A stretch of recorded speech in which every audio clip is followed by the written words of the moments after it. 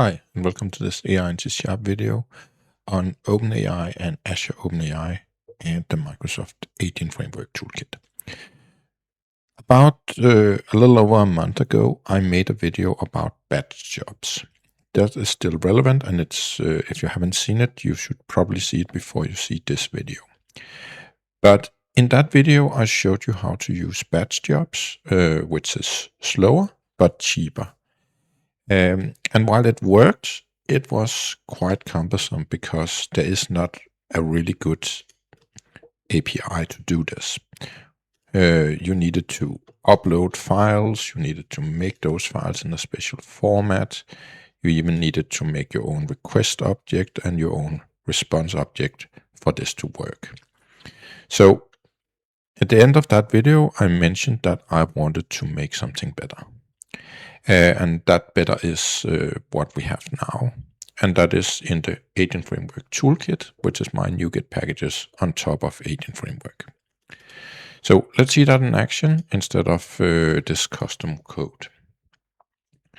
So what we can do here is we can do three things. We can do a batch of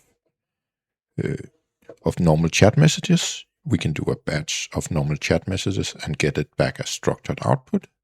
And we can do embedding as a batch, meaning getting vectors back. Chat and structured output works with both Azure OpenAI and OpenAI, while the embedding part is only OpenAI who actually works with that. So if we first look at a normal chat scenario, we saw before that we needed to make these files like this, where we needed to write a whole bunch of things on what we wanted to do, and then upload the file, wait, download the file, and pass the file. That has all been made much more simpler in that we have something called an Azure OpenAI batch runner. And the only thing it needs is the endpoint and the OpenAI key. I've made it experimental so far, so you need to have a Pragma disable warning in order to get rid of this. So if we don't have this, it will come back and say it's experimental.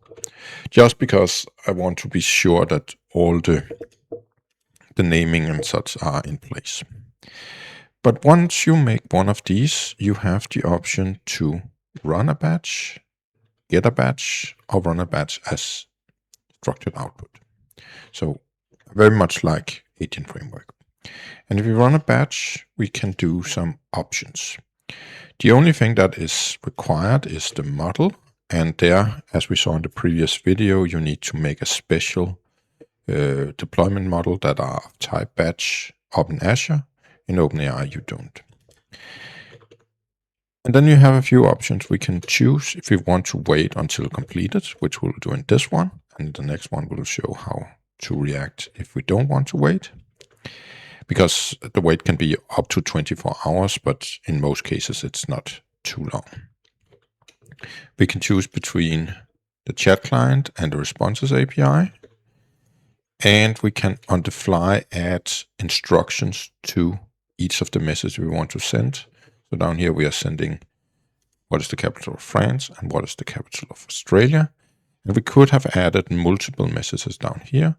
But since we want the same instructions for all requests, we can give that here, similar to when we do an agent. We give it for all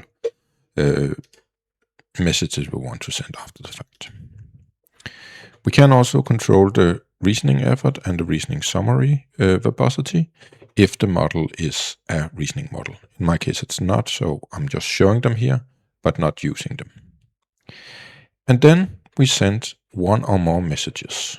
So we can go in and make a chat message here, where we can set either one or more messages, because there could be multiple messages you want to send with one response. And we can set an ID of this. If you don't want to set the ID, it will just make one for you. So the default is more that we use these small helper methods to create a simple message. So essentially we're just making a batch here that wants to know what's the capital of France and what's the capital of Australia. And since we say wait until completed, once we're have had this call, we can go in and get the result back. But let me just start this so we can see it in action, because it will take a little while. But I need to run the right sample here. There we have the startup project right. So we will run this, and if I press F5 here, we can see that it will take a while. I will pause this video and then we will come back once the result is back. It normally takes 3 to 4 minutes. And we're back. As you can see here, it took a little over 3 minutes to come back for this one. So what we have here is now that we can get the result, but before we needed to match the request with the result by ourselves based on the custom ID. And that is also what is taken care of here. So we can just say get result, and we can choose if we want to remove the behind the scenes files, because behind the scenes Azure made a few input files and some output files. In this case, there was no arrows, but and we can choose if they should stay or if they should be cleaned up. So in this case, we are saying they're staying. And what we get back is a result of 2 objects, and each of them have their ID, if there was an error, and what the request messages was. In this case, there was 2 request messages because we first sent the instructions and then the user message, and we get our response back, which in this case is the capital of Paris, France, like normal. But this has automatically been matched together for you, so you don't need to do all that work as well, hence being easier. So we can just simply go to the objects, and if there's errors, we need to take care of that. Errors mostly come if you have hit the content filter with hate speech, sectional content, and so on. But in this case, we don't, so we can just write out our messages, the request, and we get our response back here. And then we can get to the next one, which is the capital of Australia, and that's the response back. So very, very easy to work with, just working with the normal objects you know from Agent Framework in order to get the batch data back. So at the end here, we should be able to see that we had sent this, and this was our answer. We sent this, and this is our answer. So that's cool that we can do that with normal chat, but in real life, we will do this more with structured output. So let's see how we do that instead, and also see how we can wait custom instead of just wait to completion.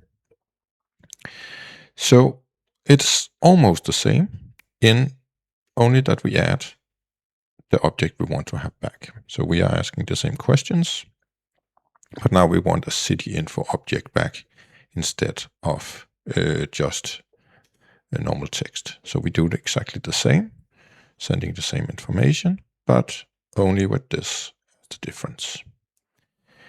And in this case, we have omitted the wait to completion. So once I press F10 here,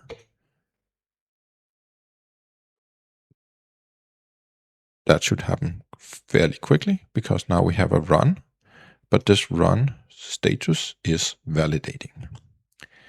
So it's not completed yet. So we need to wait until the status is completed. So I have a small wait here that waits every 10 seconds, but you could also just let the user do anything else right now, storing your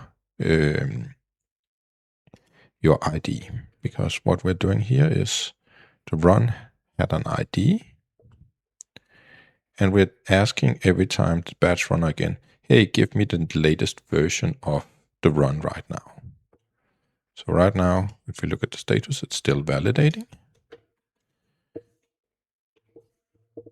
And we can see that in this that we are validating. In a little while, it will start to go into in progress. Let me remove this one. And while we wait, we can see that there's a total completed and failed. These numbers actually only work correctly for for OpenAI. The total is correct, but the completed will not on the fly count up in Azure OpenAI. It will only count up in OpenAI. So we will see that total completed 0 until it's suddenly finished, and then it's all of them are completed. But as you can see, this takes a while. Let's wait for it to see the first status to come back. And again, you would probably just save this run ID into your database and pull it in some kind of queue or schedule an hour from now, or depending on how much time you expect the thing to come back. Because you can just new up a batch runner and say get chat based on the ID, because this one just takes a string back. It doesn't need the entire run. So these varies a lot from, I've been all the way down to 1 minute to 10, 15 minutes before a simple one like this. And again, as we saw in the previous video, you can send like 50,000 of these. Now we can see it's in progress. I will pause the video again until we actually get the final answer back, and then we'll look at the structured output part. No matter anything, we are back again. It took 5-6 minutes before we came back, but we now have our result. And when we run a run and say get result from one of the ones we have added a structured output, we also get a chat batch run result of structured output back. So if we look at those, they look exactly the same. Custom ID, error, request message, response method. But we also have a response object giving us back the city, which in this case Paris with 2 million. So we can simply just get that information back. Typing out our messages. And then we get our city. And for the second one, which was Australia, we can see that we have our response object back. Which is a small city, so it rounded down to 0 million. So that is how we do it with response objects, which is probably what you will use the most when you do batches. Final one is embeddings of vectors. And unfortunately, Azure OpenAI don't support this. If you go to their website or about batching, they say we support chat, but we don't support embeddings. So we can only do this using OpenAI. So we do an OpenAI batch runner instead of an Azure OpenAI batch runner. And since batch running is fairly simple, we can see that we can do all the other ones, but this one simply have one more run embedding and get embedding. Embedding, we can again wait until completed or not. We need to tell a model, in my case, the text embedding tree small, and we have access to the embedding generator options if we need to. But in most cases, you don't need to use them, but if you want lower amounts of dimensions, for example. And then we give our batch requests. So I'm just embedding 2 random texts here. And again, we need to wait. So let me run it to here and come back to you. And we are back. In this case, it took 2 minutes before we were back because embeddings normally are a bit lighter to run. But we get a response back again. And if we look at that result, we can see we get 2 back, one being the request was first embedding, and then we get our response, which is our vector, so that behind the scenes have all the vector information. So we can just simply run through them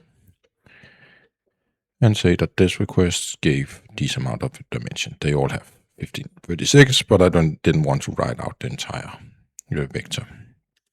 So you would end up storing those now in a vector store and being ready. And the second vector comes back as well. And you don't need to pair up mix and match. So everything should be very, very easy to do if you need to do batching and save the 50% in price. So that is actually everything there is to it. Again, if we go in and look, NuGet package that we need is 18 Framework Toolkit, either Azure OpenAI or the OpenAI version of this.